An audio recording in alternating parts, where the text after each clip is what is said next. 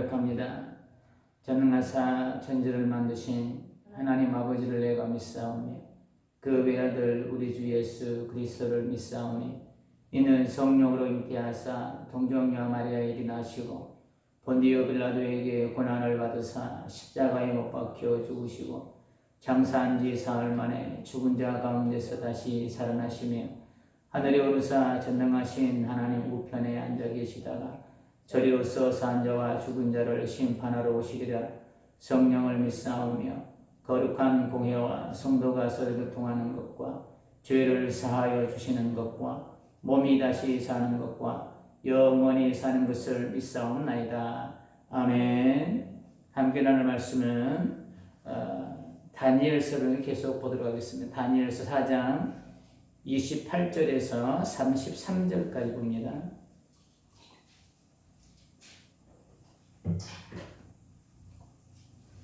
다니엘서 4장 28절에서 33절.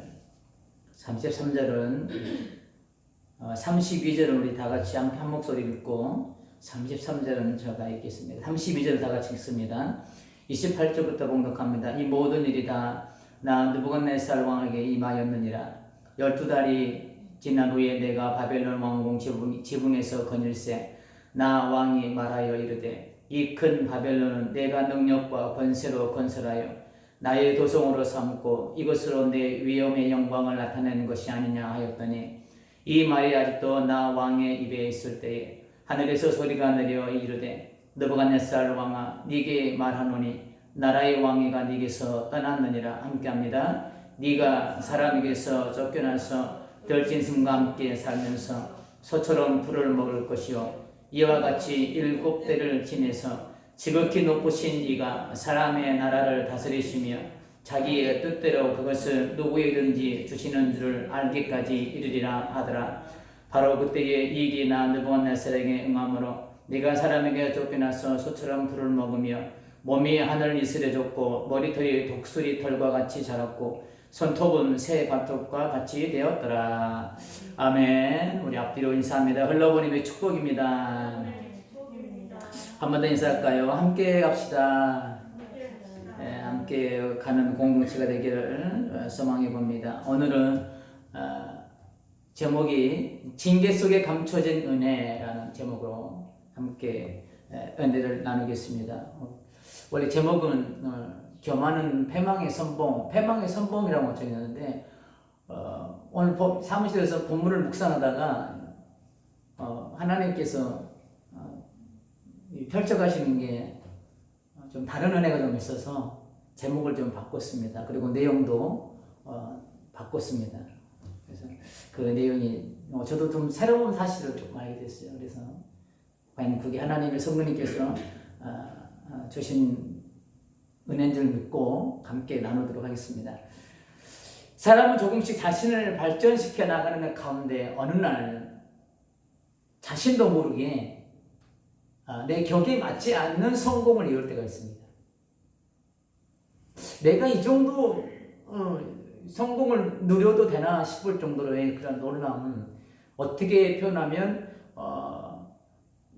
내 몸에 맞지 않는 옷을 입고 있는 정도로 놀랄 정도로 이렇게 하나님께서 나를 이렇게 높일 때가 있어요. 뭐 이 땅의 성공이든지 뭐 영적인 깊은 은혜를 체험하든지 어떻든 간에 내가 예상치 못했던 어떤 자리에 내가 아주 높이 올라가 있을 때가 있습니다.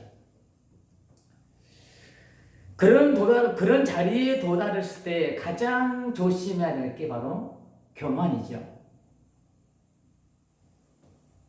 그리고 배은망덕입니다. 은혜를 잊어버립니다. 그 자리에 앉을 수 있기까지, 그 자리에 올라오기까지 나 혼자만 열심히 해서 되는 게 아니라는 거죠. 나의 능력으로 되지 않았다는 것을 우리는 알아야 됩니다. 그래서 겸손하게 우리는 겸손의 믿음을 가질 수 있어야 됩니다. 우리는 내가 열심히 해서 무언가를 이룬 것처럼 내가 드러날 때가 있다는 거죠. 내가 예상치 못했던 그 자리에 올라갔을 때. 오늘도 제가 새로운 사실을 깨달으면서 혹시 내 마음속에 교만한 마음이 있을까봐 굉장히 좀 조심스러워요. 혹시 모르겠습니다. 이게 누군가는 다 먼저, 저보다 더 먼저 깨달으신 분들도 많겠죠. 제가 늦게 깨달은 것도 아마 있을 겁니다. 겸손한 믿음이 필요한 거예요. 물론 내가 열심히 살아온 것도 무시 못합니다. 내가 열심히 사는 거, 어떤 성공한 부분에 있어서 일말에 조금은 보탬이 됐겠죠. 열심히 산 거에 대해서. 그러나 그보다 먼저 우리가 고백해야 되는 게 하나님의 은혜라는 거죠. 배후에 하나님이 나를 도와주지 않으시면 우리는 이 성공을 하지 못했다는 것을 우리는 먼저 인정할 수 있어야 하는 거예요. 항상 말씀드리지만 뭐가 옳고 그름의 문제가 아니고 우선순위의 문제라는 것을 항상 우리는 인식해야 됩니다. 내 삶의 열심을 가지고 살아가는 거 중요합니다. 내게 주어진 삶 열심히 살아야 됩니다. 그러나 그것보다 먼저 우리가 고백해야 되는 것은 내가 열심히 해서 지금 내가 이 자리에 서 있는 것이 아니라 하나님의 도우심과 하나님의 은혜를 말미암아 내가 지금 이 자리에 서 있다라는 이 우선적인 고백이 먼저 있어야 된다는 거예요. 우리의 인생 가운데 하나님의 손길이 미치지 않는 곳이 없습니다. 우리의 삶의 구석구석까지 하나님께서는 그 세미한 손길로 우리의 삶을 터치하시고 다스리시고 이끄시고 계시는 거예요. 이 손길이 나를 땅의 높은 곳에 올리는데 가장 큰 근원이 되었을 거예요, 아마. 하나님의 이 손길이. 마태복음 10장 29절에서는 하나님께서 온 이 세상의 이 수레바퀴를 이렇게 하나님이 간섭하고 있음을 이런 비유로 말씀하고 계세요. 참새 2마리가 한 아사리온에 팔리지 않느냐? 그러나 너희 아버지께서 허락하지 않으시며 참새 한 마리도 하나님께서 허락하지 않으면 팔리지 않는다는 거예요. 그만큼 하나님의 이 손길은 안 미치는 곳이 없다는 거예요. 온 인류의 수레바퀴를 하나님이 지금 주관하고 계신다는 거예요. 우리의 삶도 마찬가지라는 거죠. 동일한 의미인 거예요. 우리의 삶에 주어진 거 어떻게 보면 나의 열심으로 주어진 것 같지만 하나님이 허락하셨기 때문에 내게 주어진 거라. 성경 우리에게 말씀하고 있습니다. 너희에게 재물 얻을 능을 주셨다고. 어떻게 보면 내가 지금 그렇게 뭔가 재테크를 해서 부동산 투기를 해서 주식을 해서 뭘 해서 이런 것도 하나님이 내게 지혜를 주시고 재물 얻을 능을 주셨기 때문에 가능하다는 거죠. 이렇게 따지면 우리가 한 것은 전혀 없는 거예요. 모두 다 하나님의 은혜고 하나님의 허락하에 내게 주어진 것이라는 거죠. 그렇기 때문에 더욱더 깊이 들어가면 나는 제로고 백이 하나님이라는 거죠.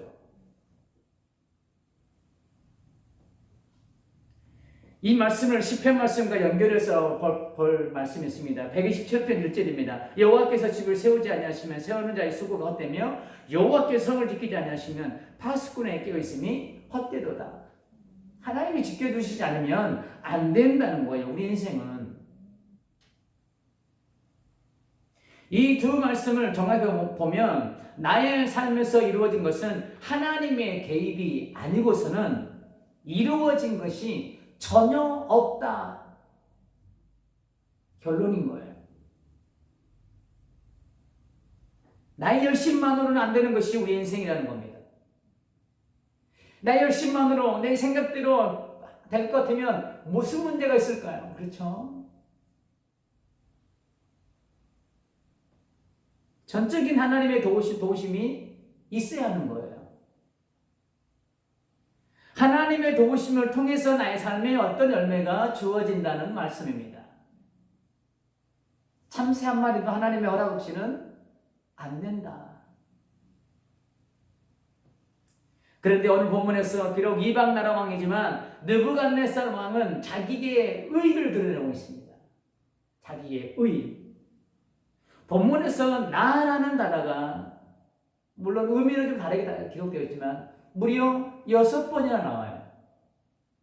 느부갓네살 자신을 지칭하는 나라는 단어가 6번이나 나오고 있습니다. 이걸 보면 자신의 노력으로 바벨론이 강대국이 되었다고 지금 으쓱대고 있는 느부갓네살 왕의 모습을 볼 수 있습니다. 자, 본문 30절을 한번 봐볼까요? 대표적으로 본문 30절입니다. 나 왕이 말하여 이를 때, 꼭 자기를 지칭할 때 왕이라고 지칭을 해요. 그리고 나 왕이 말하여 가로되, 이 큰 바벨론은 내가 능력과 권세로 건설하여. 누가 건설했다고요? 자기가 건설했대요. 그리고 나의 도성으로 삼고, 그리고 내 위엄의 영광을 나타내는 것이 아니냐 하였더니, 이 30절 한 절에서도 한 번, 두 번, 세 번, 네 번이나 나와요. 얼마나 이 교만이 하늘을 찌르는지. 지금 강대국 바벨론에 있기까지 자신의 힘과 노력이 가장 컸다는 거예요. 내가 능력과 권력으로, 권세로 건설한 바벨론이라는 거예요. 자기의 공이 가장 컸다는 거예요. 자신의 능력과 권세로 바벨론을 건설했다는 겁니다. 그리고 어깨에 힘을 주고 자신의 위엄을 온 세계에 지금 보여주고 있다는 거예요. 자기의 위엄을. 내가 이 정도의 사람이야 라고 으쓱대면서 어깨에 힘주면서 이렇게 자만과 교만에 빠져있던 느부갓네살 왕을 하나님께서 가만두실까요? 가만두지 않으십니다.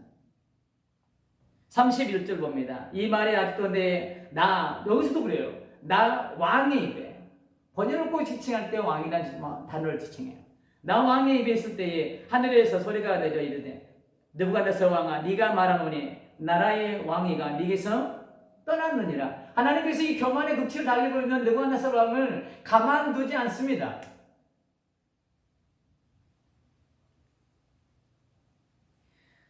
하나님께서는 교만에 쩔어 있는 느부갓네살 왕의 콧대를 바로 꺾어 놓습니다.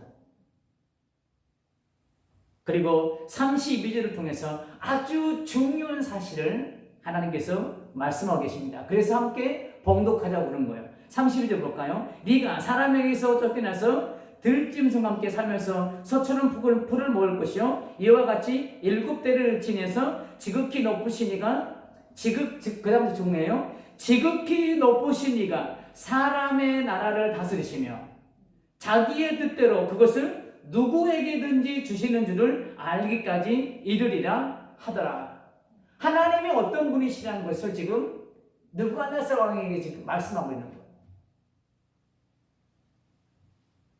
그러니까 하나님께서 하시고자 말씀은 이거예요. 32절의 본문의 내용을 약간 좀 각색하면 이런 거죠. 느부갓네살 왕아, 지금 바벨론을 바라보면서 이 모든 것을 네가 한 것처럼 어깨에 힘주고 있는데 착각하지 말아라.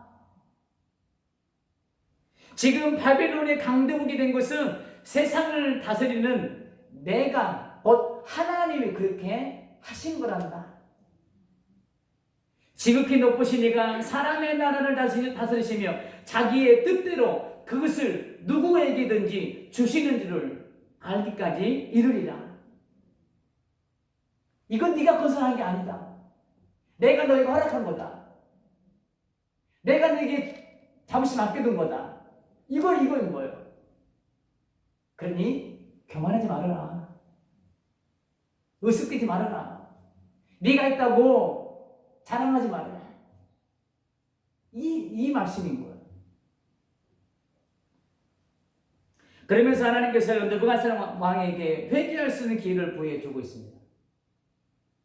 자, 우리가 한번 상상해 볼까요? 하나님께서 이방 사람들에게는 하나님이 자기 백성들에게 관심이 있지 택하지 않는 백성에게 관심이 없습니다. 그런데 지금 하나님께서 이방 나라 왕인 느부갓네살 왕에게 교만을 지금 꺾어내면서 그 교만을 꺾기 위해서 지금 징계를 하고 있어요. 다른 말로 지금 회개할 기회를 주고 있다는 거죠. 이렇게까지 하신 것을 보면 분명히 무슨 하나님의 뜻이 있다는 거죠. 그 뜻은 잠시 후에 말씀드리도록 하겠습니다. 그리고 난 후에 하나님께서는 하신 말씀대로 그대로 이제 실행에 옮기십니다. 본문 33절을 보겠습니다. 바로 그때 이 일이 나 느부갓네살에게 응함으로 하나님께서 약속하신 말씀 그대로 다 느부갓네살에게 응했습니다.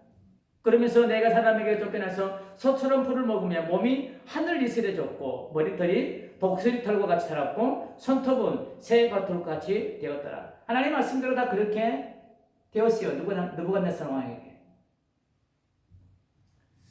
자, 잠시 우리가 교만에 대해서 우리가 한번 살펴봤으면 좋겠습니다. 교만은 내가 알 수 있을 정도로 들을까요? 제가 경험한 교만은 전혀 그렇지 않습니다. 내가 느끼고 있다는 자체는 은혜인 거예요. 아, 지금 내가 교만하고 있구나. 이거는 정말 큰 은혜. 근데 교만은 내가 지금 교만하고 있는 조차도 모를 정도로 스며시 들어와요. 그래서 나를 조종합니다. 교만이 나를 조종해요.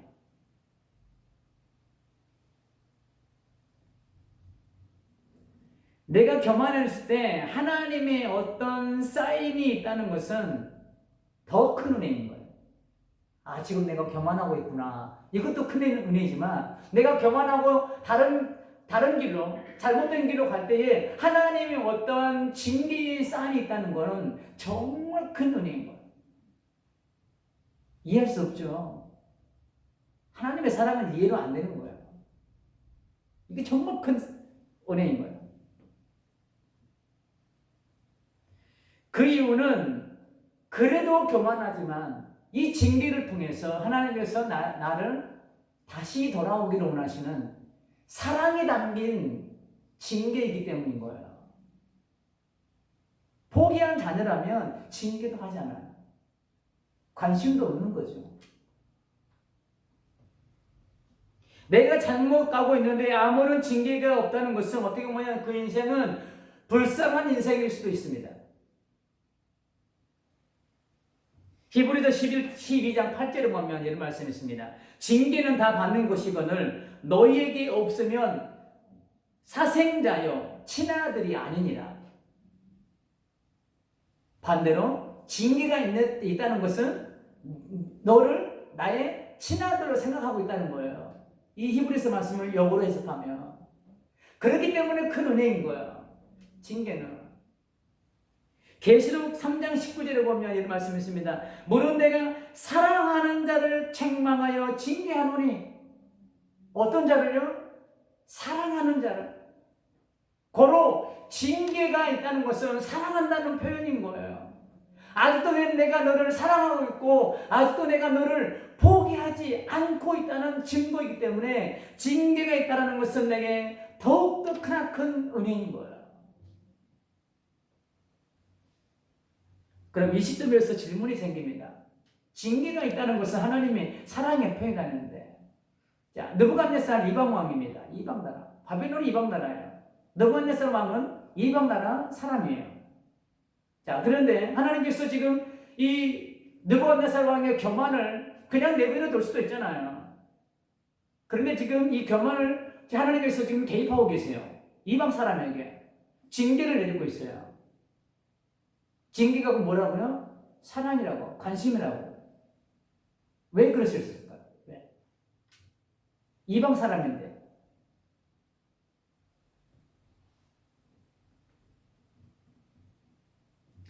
이 느부갓네살 왕은 더 나아가서 하나님의 능력을 보고 체험도 있습니다. 다니엘의 꿈의 석과 풍문불 사건을 통해서.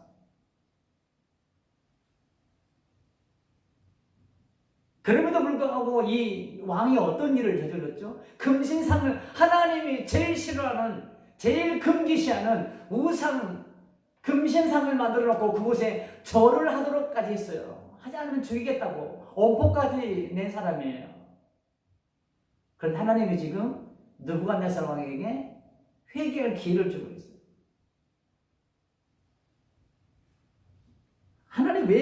이러셨을까요?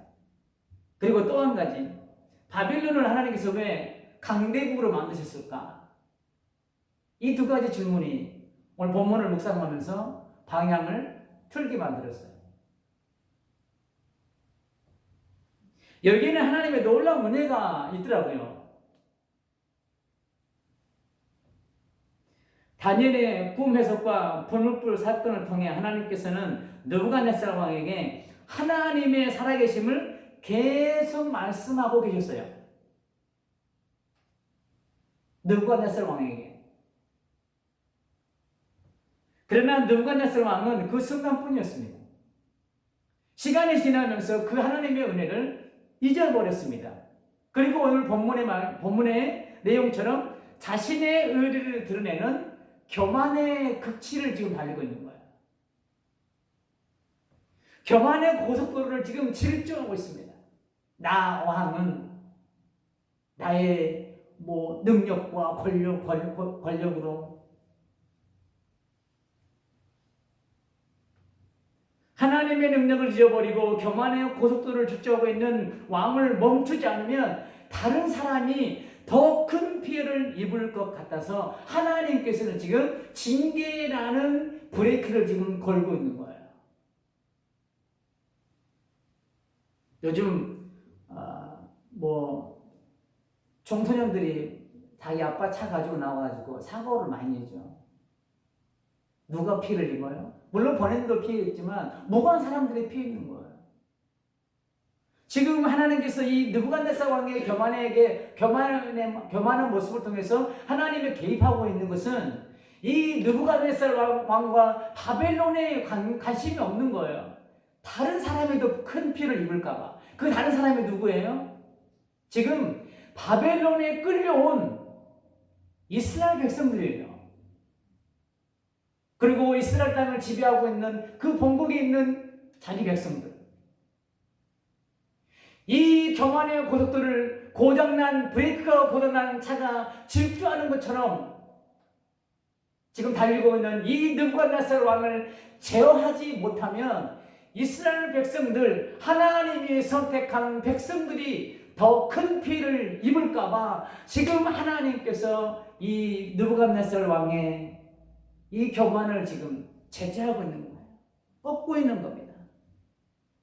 조금 더 나아가서 하나님의 살아계심을 믿지 않았던 그에게 하나님의 살아계심을 확실하게 보여주기 위함이에요. 네가 지금 다니엘의 꿈의 석과 풀문불 사건을 통해서도 내가 하나님 살아계신 나의 모습을 보여줬는데 너가 왜 계속 믿지 않니? 너 좀 그러면 내가 너한테 매를 든다? 지금 이런 상황인 거예요.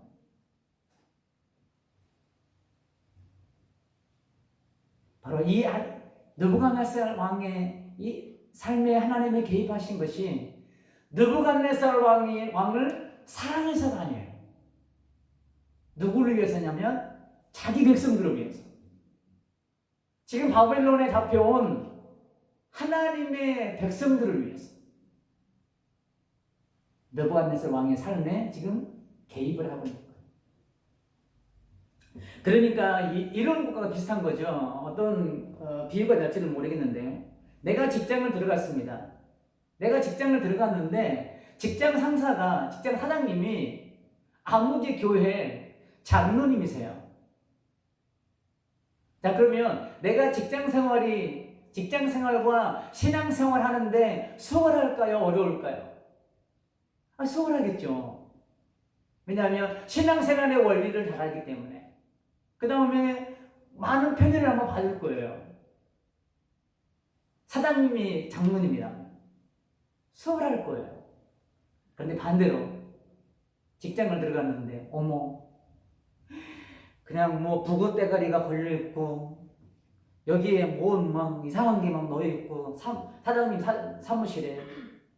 그렇다면 신앙생활과 직장생활이 어떨까요? 저 오늘 교회 가야 되는데 안 돼, 잔업해야 돼. 무슨 교회? 야, 근데 며칠까지 납기일 맞춰야 되니까 이번 주일에 나 특근. 그 사람들은 주일을 안 그러고 일요일을 그러죠. 이번 일요일 날 다 특근. 너무 힘든 거죠. 바로 이거예요. 느부갓네살 왕이 살아계신 하나님을 알지 못한다면 지금 이 바벨론 땅에 잡혀온 하나님의 자기 백성들이 힘든 거예요. 이 느부갓네살 왕이 살아계신 하나님을 알아야만이 하나님의 자기 백성들이 조금이나마 편하게 생활하는 거 할 수 있는 거예요. 그래서 지금 교만의 고속도로를 질주하고 있는 이 느부갓네살 왕의 콧대를 지금 꺾어놓고 있는 거예요. 야, 네가 잘나서 지금 바벨론에 강대했던 거 아니잖아. 오늘 이 32절 말씀처럼 네 영광과 네 능력으로, 네 힘과 네 권력으로 된 게 아니야. 내가 한 거야, 내가. 그 살아계신 하나님, 나를 다니엘을 통해서, 불문불 사건을 통해서 내가 너한테 계속 말했는데 왜 너 말 안 듣니? 그러니까 지금 내가 이 매를 들 수밖에 없지 않니?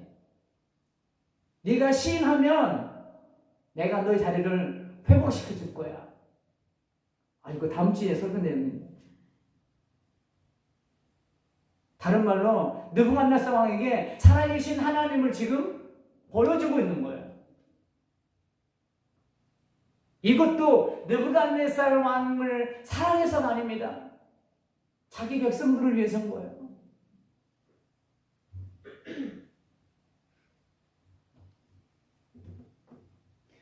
이스라엘 백성들도 마찬가지입니다. 이스라엘 백성들이 지금 왜 바벨론에게 지배를 당하고 지금 바벨론 땅에 포로로 잡혀왔나요?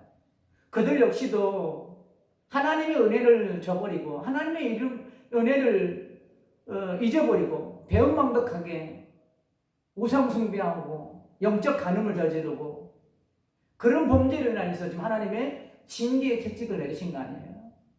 그 죄로 말미암아 처음에는 하나님을 향해 이스라엘 백성들은 원망의 소리도 냈을 겁니다. 불평의 소리도 냈을 겁니다. 온갖 잡소리들을 다 냈을 거예요. 그러나 시간이 지나면서 이스라엘 백성들은 교만의 죄가 그리고 우상 숭배의 죄가 얼마나 무서운 것인가를 새삼 다시 깨닫는 시간이 되었을 거예요. 그리고 이 징계가 자기들을 사랑하시는 하나님의 마음임을 그들은 깨닫기 시작했을 거예요. 그 징계의 시간들을 통해서. 지금 대표적으로 다니엘과 세 친구가 하나님의 그 은혜를, 살아계신 하나님의 그 능력을 지금 직접 체험하고 통로가 되어주고 있잖아요. 바벨론 땅에서. 그런 것처럼 시간이 지나면서 이거는 우리 조상의 범죄로 말미암아. 그래서 동시대를 살아가는 그런 이 바벨론 70년 시대에 느헤미야는 번국의 이야기를 들으면서 가슴을 찢고 통곡하며 기도하잖아요.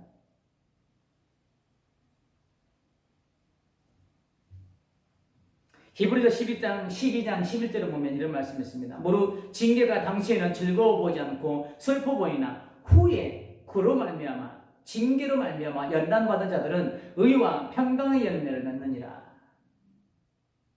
그렇죠. 징계가 당장은 즐거워 보일 이유가 없죠. 하나님의 은혜임을 잊어버리고 나의 삶에서 이룬 것들을 나의 힘과 노력만으로 된 것처럼 교만에 젖어있을 때 하나님의 징계가 있다면 우리는 감사해야 될 줄 믿습니다. 왜요? 서두에 말씀드렸듯이 하나님 나를 친아들 여기는 증거고 나를 사랑한다는 증거고 나를 아직 포기하지 않았다는 증거이기 때문에 다시 한번 말씀드리지만 그 징계가 즐거운 마음과 감사한 마음으로 받아들일 수 있을까요? 그렇지 못합니다. 히브리 12장 11절 말씀처럼 징계의 당시에는 즐거워 보지 않고 슬픔만 보이는 게 징계인 거예요. 감사로 받아들일 수 없습니다. 보통 사람이 아니구나. 그러나 우리가 그 징계를 감사함으로 받아들여야 하는 이유는 나를 조금 전에 말씀드렸듯이 친아들로 여기고 있다는 증거이고 나를 사랑하고 있다는 표현이기 때문입니다. 나를 사랑하기 때문에 징계하는 거예요. 나를 사랑하기 때문에 매를 드는 거예요.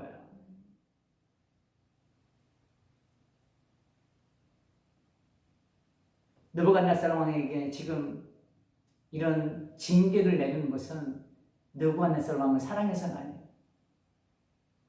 그가 하나님의 살아계심을 믿어야 되기에, 그래야만이 그 땅에 있는 하나님의 백성들이 편하기에, 지금 하나님의 백성을 위해서 느부갓네살 왕의 삶에 지금 개입하고 계시는 거예요. 그리고 또 한 가지, 하나님은 왜 바벨론을 강대국으로 만드셨을까? 이 질문의 답을 찾아가 봅니다. 그 이유를 결론적으로 먼저 말씀드리면 이 역시도 이스라엘 백성들을 위해서요. 하나님의 자기 백성들을 위해서 이 바벨론을 강대국으로 급부상시켜줍니다. 하나님께서. 이 바벨론을 급부상 강대국으로 급부상시킨 다음에 이스라엘 백성들을 거기로 옮겨놓습니다. 죄로 말미암아 타락한 이스라엘 백성들. 하나님께서는 이스라엘 백성들의 범죄를 더 이상 두고 볼 수 없었습니다. 그래서 이제 그 범죄의 질주를 멈춰야만 했습니다. 이스라엘 백성들은. 그래서 징계의 책정을 들어 바벨론의 지배를 받고 포로로 보내야만 했습니다. 너희가 더 이상 이렇게 하지 않으면 범죄를 저지를 것 같아서 내가 눈물을 머금고 이렇게 한다. 이사야의 입장에서 하나님의 마음이 기록되어 있잖아요. 너희가 상처를 입었음에도 더 매를 맞으려고 소위 말해서 아주 애를 쓰는구나.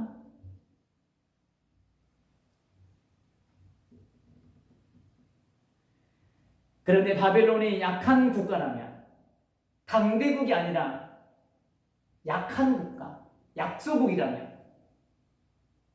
그곳에 잡혀온 이스라엘 백성들은 아마 이중고를 겪어야 될 거예요. 바벨론이 약한 국가이기 때문에 주변 나라로부터 계속적으로 침략을 당해야 됐을 거예요. 약한 국가라면. 그러면 거기에 잡혀간 이스라엘 백성들은 어떻게 삶이 어떨까요? 더 힘들어지는 거예요. 더 힘들어지는 거. 그러나 바벨론이 강대국이 되면 감히 주변 나라가 바벨론을 건들까요? 못 건들까요? 못 건드는 거예요. 그래서 하나님께서 이 바벨론을 강대국으로 만들어 놓고 안전한 곳에 이스라엘 백성들을 딱 옮겨 놓으신 거예요. 하나님의 참 은혜가 놀랍죠.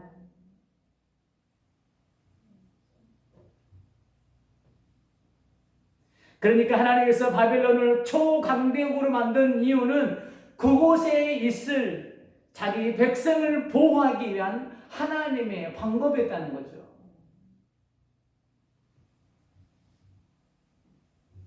이런 이유를 느부갓네살 왕이 알지 못하고 자기가 한 것처럼 지금 교만의 질주를 하고 있으니까 하나님께서는 느부갓네살 왕에게 네가 지금 잘되고 바벨론이 강대국이 된 것은 네가 한 것이 아니고 너를 위한 것이 아니고 내 백성들을 위해 내가 그렇게 강대국으로 만든 거야. 하나님이 지금 이걸 지금 말씀하고 있는 거야. 찍소리하지 마. 네가 한 게 아니야. 너를 위한 게 아니야. 내 백성을 위한 거지. 네가 살아계신 하나님을 알아야 되고 강대국이 되어야만이 내 백성들을 네 나라가 보호해 줄 수 있잖아. 그렇기 때문에 내 백성을 보호하기 위해서 네 나라를 내가 강대국으로 만든 거고 너를 그 어느 나라 못지않게 땅이 높은 곳에 올린 거야. 이 말씀하고 있는 거야. 결론은 뭐예요? 하나님의 백성들을 위해서. 옛말에 이런 말이 있죠. 잘 되면 내 탓, 안 되면 누구 탓이요? 저 상 탓. 그러나 이 말을 이렇게 바꿔봤으면 좋겠습니다. 잘 돼도 하나님 은혜, 못 돼도 하나님 은혜. 이렇게 바꿔봤으면 좋겠습니다. 바벨론의 침략을 통해 무자비하게 짓밟힌 이스라엘 백성들은 지금의 징계가 받아들이기 힘들었을 거예요. 왜 우리가 처음에는 그랬겠죠. 왜 우리가 나라를 잃어야 됩니까? 왜 죄 없는 우리가 이 어린 나이에 포로를 잡혀가야 됩니까? 그런데 사랑하는 내 새끼에게 매를 들어야 하는 하나님의 마음은 더 아팠을 거예요. 더 아팠을 거라는 거죠.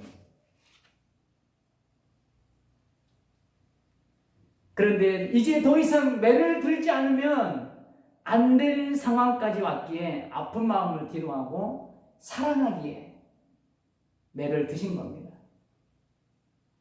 느부갓네살 왕이 하나님의 살아계심을 알아야 하는 이유도, 바벨론을 강대국으로 만든 이유도 모두 하나님의 자녀들을 위한 거예요. 이게 징계 속에 감춰진 하나님의 은혜예요. 하나님의 사랑의 방식은 우리가 이해할 수 없는 방식들이 참 많이 있습니다.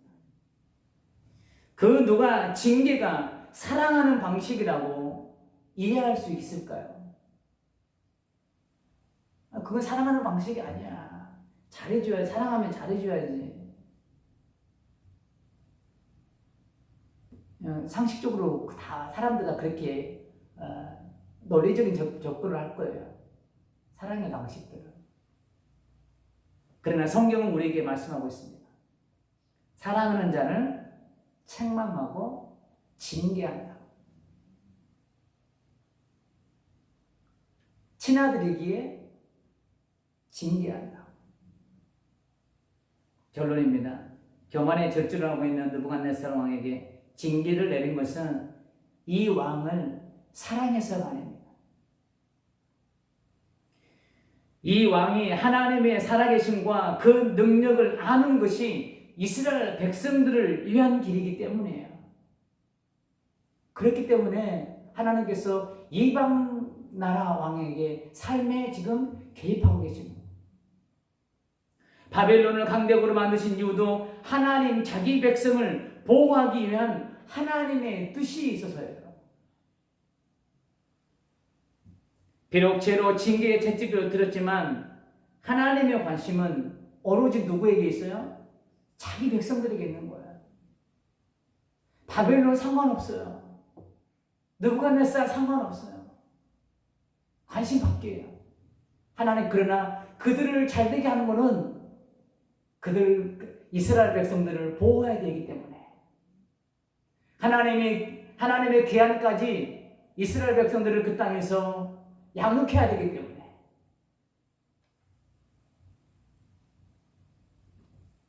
하나님은 이 징계를 통해 이런 하나님의 마음과 사랑을 알기를 원하셨을 것입니다. 이것이 바로 징계 속에 감춰진 하나님의 사랑이었고 하나님의 마음이었습니다. 우리는 얼마든지 이스라엘 백성들처럼 하나님의 은혜를 잊어버리고 살 수 있는 존재입니다. 오늘 본문의 느부갓네살 왕의 모습처럼 나의 삶에 이런 것들이 나의 힘과 노력으로 이루어진 것처럼 충분히도 교만할 수 있는 그런 다분한 요소가 있는 게 인간이라는 존재라는 거예요. 이때 잘 나갈 때 조심하라고. 이때 하나님으로부터 어떤 징계가 있다면 우리가 교만해질 때 하나님으로부터 어떤 징계가 있다면 우리는 그 시간을 원망과 불평의 시간으로 낭비해서는 안 될 줄 믿습니다. 그 시간을 통해서 하나님의 사랑을 깨닫는 시간이 되어야 될 줄 믿습니다. 하나님의 사랑을 더 확실하게 굳히는 시간이 되어야 되는 거예요. 그 징계 속에 감춰진 하나님의 은혜를 발견하는 시간으로 만들어 가야 될 줄 믿습니다. 그래서 한 단계 더 성숙한 성도님들이 다 되시기를 주님의 이름으로 축복합니다. 하나님은 오로지 누구에게만 관심 있다고요? 자기 백성들, 하나님의 선택한 백성들. 느부갓네살이 어떻게든 상관없어요. 바벨론에 어떻게든 상관없어요.